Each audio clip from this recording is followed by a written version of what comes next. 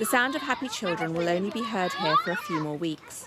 St Joseph's Private School in Stoke will close its doors permanently in December. What have you got on that leaf? As the government's new policy to add 20% VAT to private school fees kicks in, the number of students here has plummeted from 80 to 32. They just see that they can't afford to carry on when the fees are going to be rising so much. The impact will be felt by all, but this head teacher says in particular by those with special educational needs. There's a number of children who've got special educational needs that are going to need support that they get here, one-to-one support.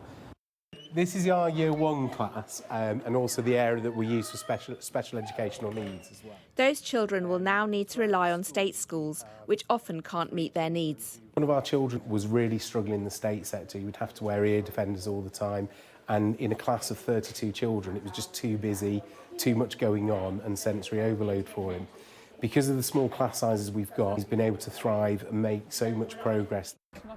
Addison has autism, but did not meet the threshold for an education healthcare plan. Only children with an EHCP can get support from state schools and are exempt from the new VAT. She struggled for years until she went private.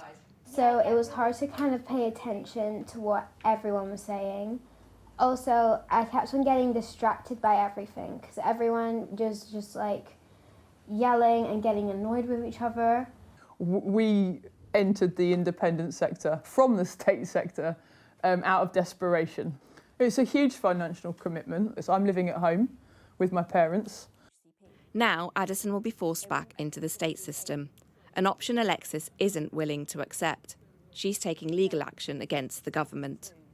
The government have moved the goalposts and they've not given time, and that's why this is particularly cruel. The government would say they're raising funds by adding the VAT to private school fees in order to fund the state sector. I'd say we need to help everybody, and we especially need to help vulnerable children with special educational needs who have been failed in our state sector. Families like Addison's are in the minority. Thousands of children with special educational needs are dealing with a struggling state sector without a financial alternative.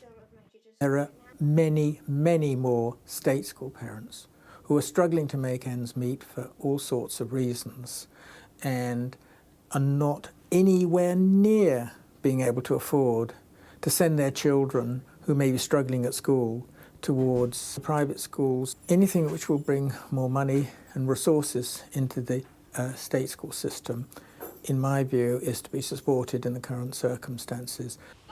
Any positives from this policy won't have an impact this academic year. But right now, these children's lives are being uprooted. Anjum Pirbakos, Sky News.